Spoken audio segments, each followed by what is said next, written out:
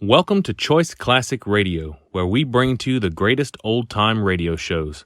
Like us on Facebook, subscribe to us on YouTube, and thank you for donating at choiceclassicradio.com. Now, Roma Wines, R-O-M-A, made in California for enjoyment throughout the world. Roma Wines present Suspense. Roma Wines bring you Mr. Robert Young as star of The High Wall, a suspense play produced, edited, and directed for Roma Wines by William Spears. Suspense, radio's outstanding theater of thrills, is presented for your enjoyment by Roma Wines. That's R-O-M-A, Roma Wines. Those excellent California wines that can add so much pleasantness to the way you live, to your happiness in entertaining guests, to your enjoyment of everyday meals.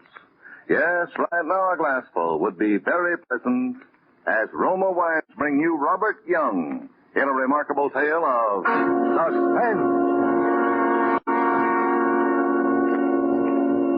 I woke up in bed. Nothing strange about that except that it was a hospital bed. I couldn't imagine how I got there. I didn't remember any accident. I didn't feel sick. Why the hospital? I laid there trying to puzzle it out. Last night was Christmas Eve. I was stopping at the Beacon Hotel in Boston. I was going to get up early this morning and go to Fitchburg and find Helen, my wife. After 3 years of separation, it would be nice to be with her again on Christmas Day. I turned in bed and looked out of the window. Christmas. Why, it was summer. There were trees and grass and flowers in bloom. I guess I twisted around or something because the next thing I knew, a girl was leaning over me, smiling. Hello there. Feeling better? Well, I guess so. Am I supposed to be sick? Well, no, not if you feel all right. We were beginning to get worried about you. You didn't seem to want to wake up. We? Who's we? Oh, Dr. Dunlap and all of us. Well, what happened to me? Well, why am I in a hospital? You've been very ill. Don't try to think about it, Mr. Lewis. Just get well. You're, Amy, aren't you? That's right. Good for you. Amy. How did I know her name? Why was her face so familiar to me? I tried to think, and suddenly I remembered. I'd been dreaming about her. In one dream, I was up to my neck in quicksand, and she was trying to save me. She was crying, and her tears fell off my face, and she kissed me. That would have to be a dream, wouldn't it? Still, as I looked up into her eyes, it seemed very real. I could almost feel her lips. I dozed off, thinking of her, and when I woke up, Dr. Dunlap was standing beside my bed. Well, Mr. Lewis, Miss Adams tells me you're bright and snappy this morning. Yeah. Any reason why I have to stay in bed? Oh, none at all. If you feel able, we'll get your clothes, and Miss Adams will take you down to the solarium, and you can sit in the sun. Now, how's that? The solarium was a big glassed-in veranda where the patients sat around and took it easy. Played cards, and read, and talked. It was quite a crowd when we walked in, but nobody seemed to notice us.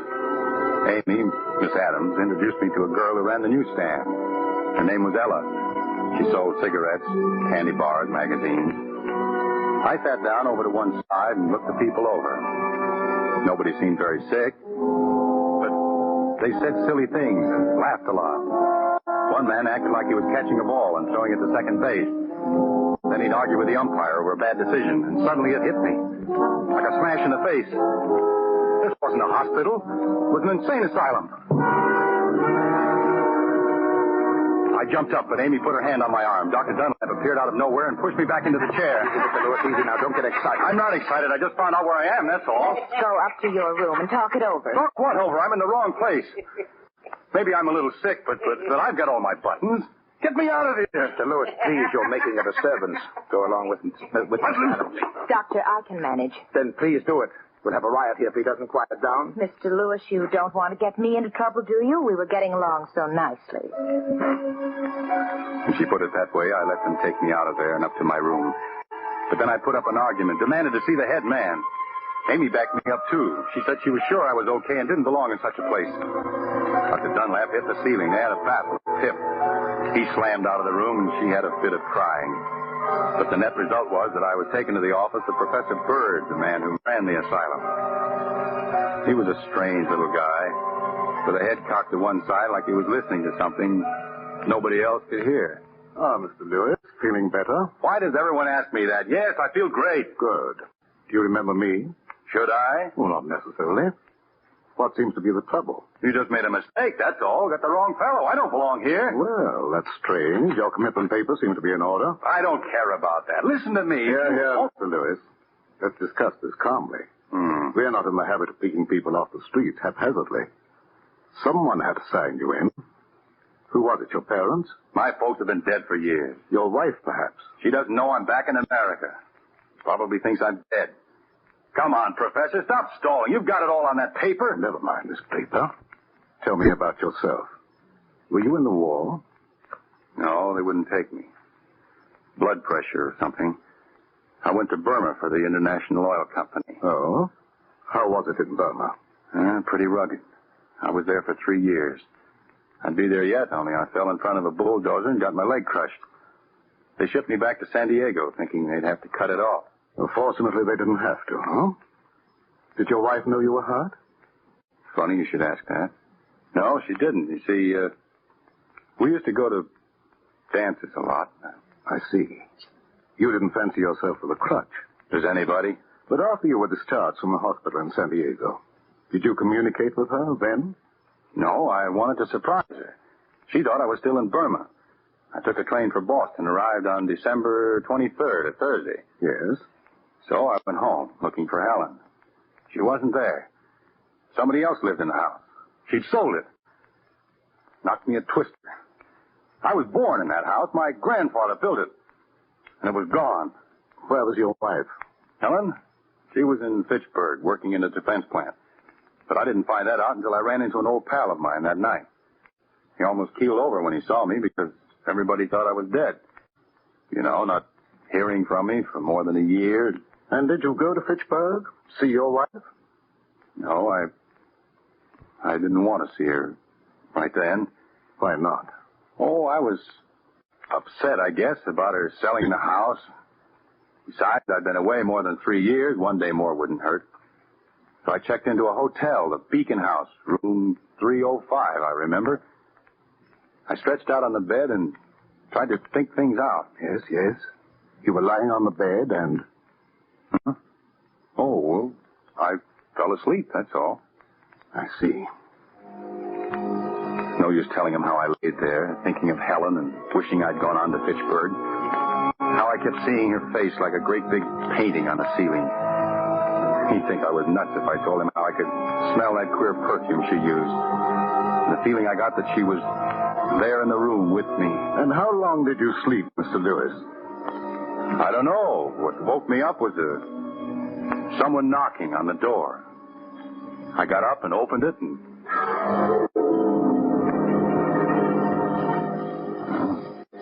That's all I remember. Who was it at the door? I don't know. It's just like the lights went out. I don't remember a thing. Until I woke up here this morning. I see.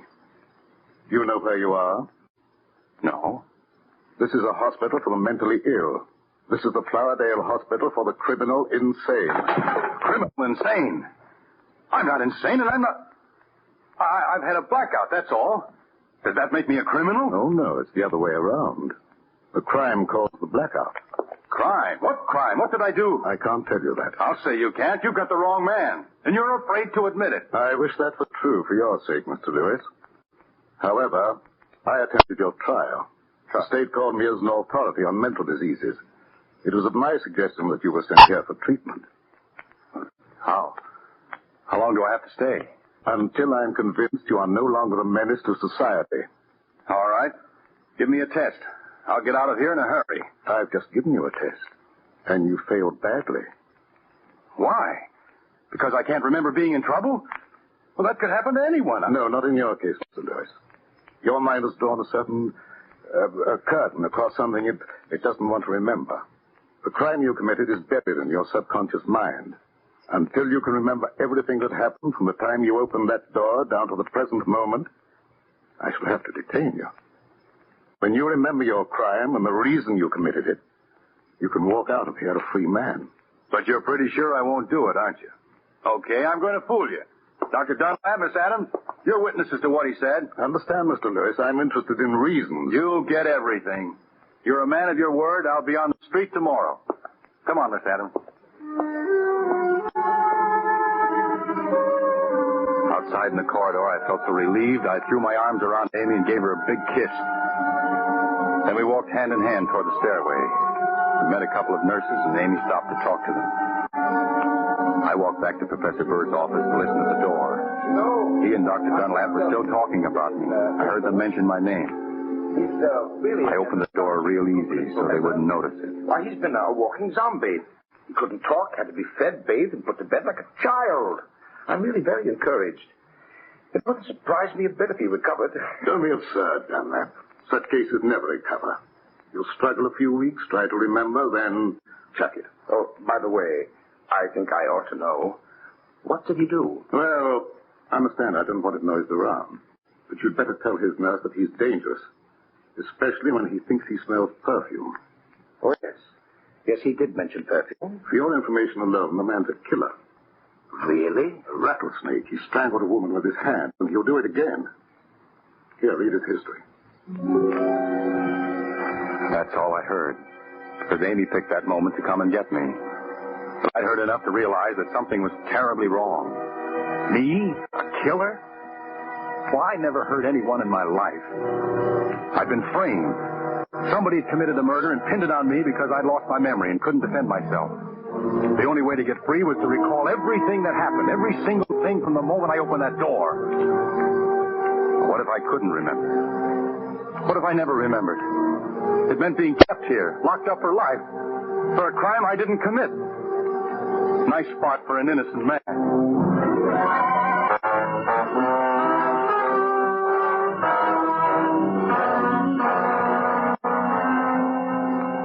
When I promised Professor Bird that I'd give him the whole story the next day, I was absolutely sure I could do it. But I couldn't. I couldn't remember a single thing that happened during that lost time. Absolutely blank I was. I racked my brain for a clue, lay awake nights torturing myself until I nearly had a nervous breakdown. Then, after about 3 months, I gave up. Just like Professor Bird said I would. Chucked it. When I did, a great feeling of relief came over me. It was like a heavy weight had been lifted off my chest. Amy noticed the change in me, and I told her the reason one night very late when she came in. She didn't like it a bit. Bob, no, you mustn't give up. Don't stop trying. Amy, there must be some easier way to get out of this place. Escape, you mean? You can't do it, Bob. There's a high wall. Yeah. Oh.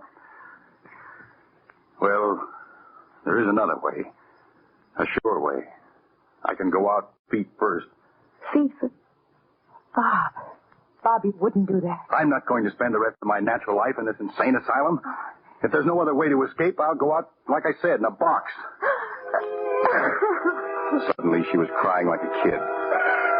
Helen used to cry like that. It never struck me before, but Amy was a lot like Helen. As I watched her, it almost seemed like she was Helen. I guess I got a little mixed up because I put my arm around her and lifted her face up to mine. For a second, I seemed to be holding Helen. Then I got things straightened out in my mind. I stepped back. Sorry, Amy. I guess I got a little out of line. That's all right, Bob. I wouldn't want you to think I was, well, you know. No? Why not? Hmm? Well, you're going to be Mrs. Dr. Dunlap. No, that's off, Bob. There's somebody else. Oh, who is it?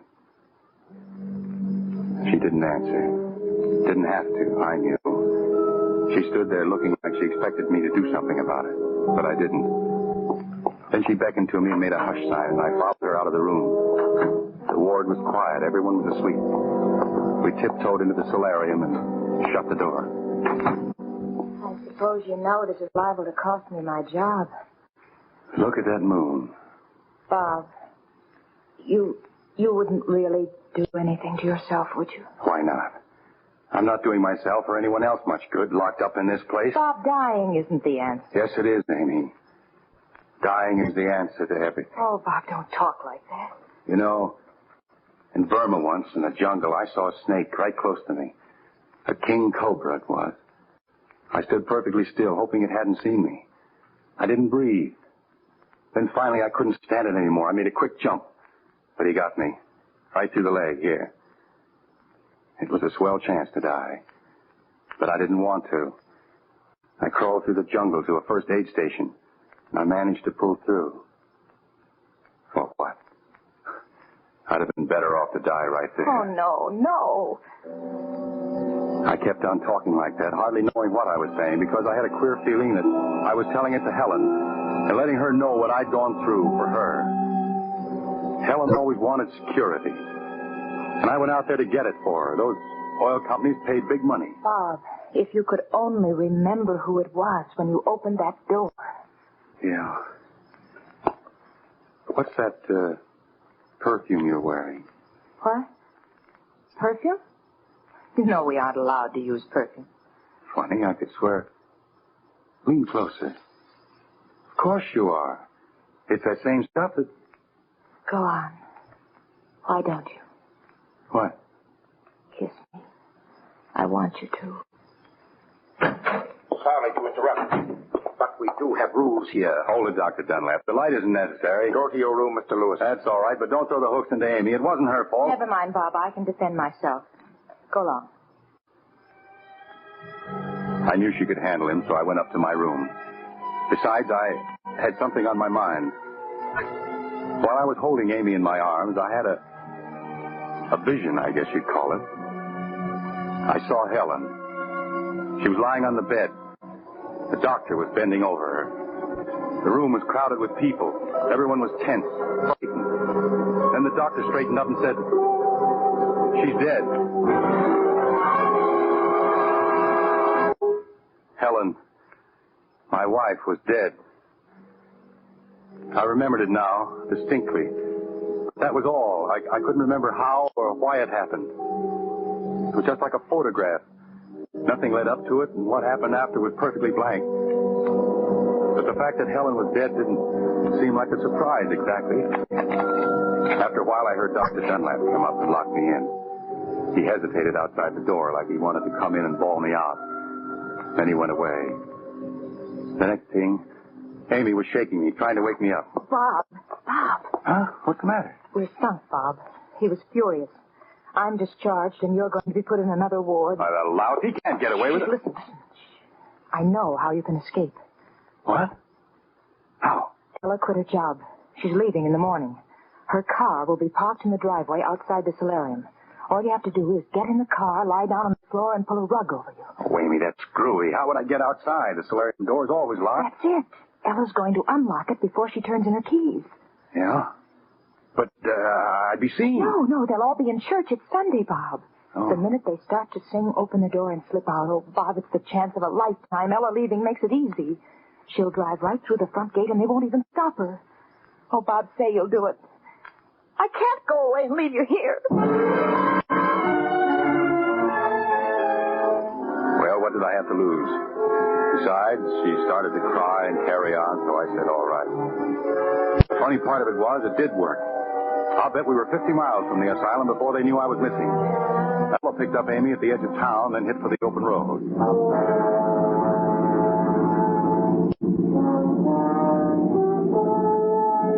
We kept going. The girls got me a hot dog at a roadside stand. We kept on. We began to wonder where we'd spend the night. I didn't know where I was, but Ella said she knew of a little motel, one of those places where they don't ask any questions. It was late before we found the place. We took 2 bungalows, the girls in one, me in the other. I got them settled for the night and then started to leave. Amy followed me outside.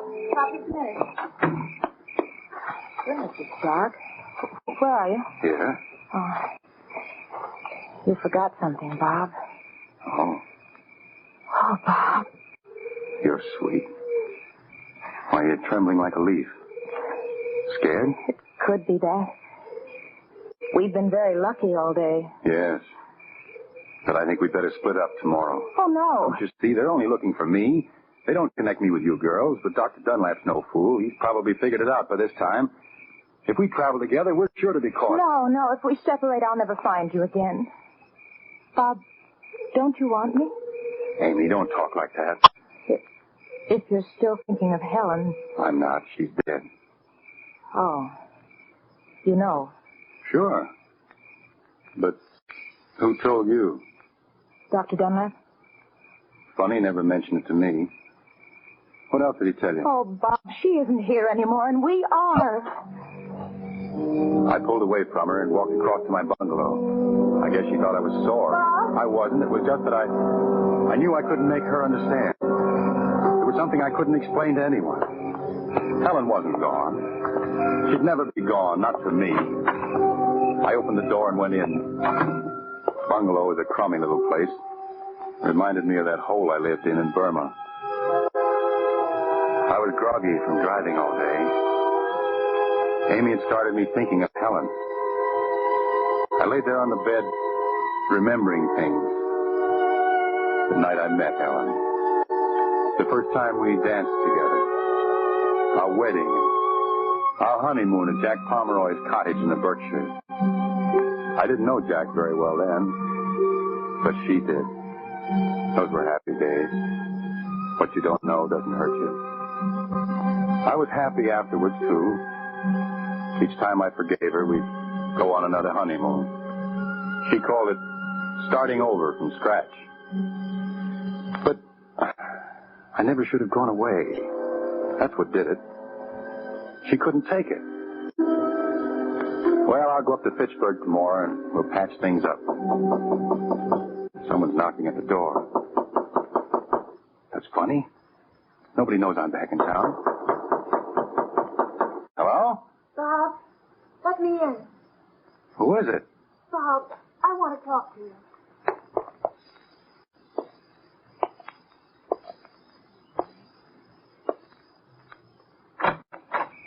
Well, I'll be... Who told you I was here? What? Come in.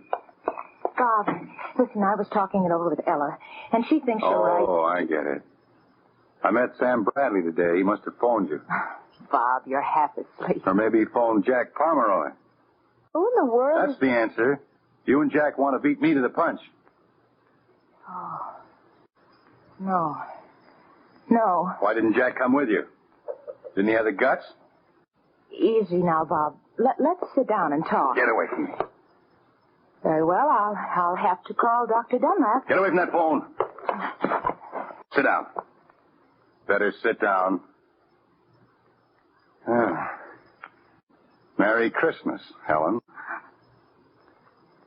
Oh, that's it. All right. I'm sitting. Who did you say you'd call? Dr. Dunlap. Is that a new one? Or Dr. Hoffman. He'll give you a nice cold bath. That's supposed to be funny. What do you want here, anyway? You've been sick. I thought you might need me. Need you? I never needed you. I know it now. All right. Then maybe I need you. And that's a lie. Because I happen to know what the score is. Sam Bradley told me. What about my home? Somebody else is living in it. What a rotten deal. I'm fighting snakes and mud and slime, sweating it out in swill piles and wondering if I'll ever see daylight again. And you're here in Boston having the time of your life on my money. You didn't want me to come back. But me, like a fool, I used to drop off to sleep thinking of you. And then pick you up in my dream. I could hear you laugh. See you dancing. Smell the perfume in your hair. I'd talk to you and you answered me. We planned things we'd do when I got back. And all the time you were hoping I'd never come back. Bob, dear, don't cry. Don't cry. Come on, let's go talk to Ella. Sure. I'm only trying to help you. You helped me enough.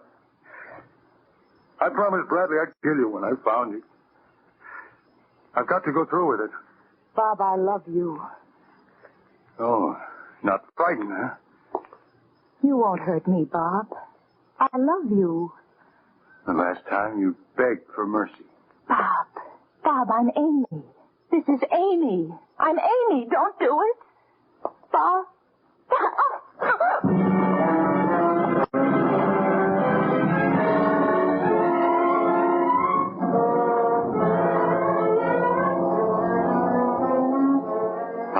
slipping my fingers into her throat. She died game this time. Didn't kick or make much of a struggle like she did before.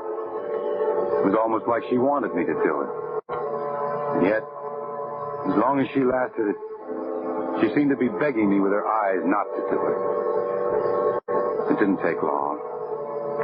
Then she went limp, and I let her fall to the floor. When I let go of her, I kind of lost track of things. Another blackout. I woke up about a week ago. It's taken me this long to get things straightened out. It's winter now. My nurse tells me. I think she's lying, but I can't prove it. You see, there's no window in my room. The walls are padded, and the furniture's nailed to the floor.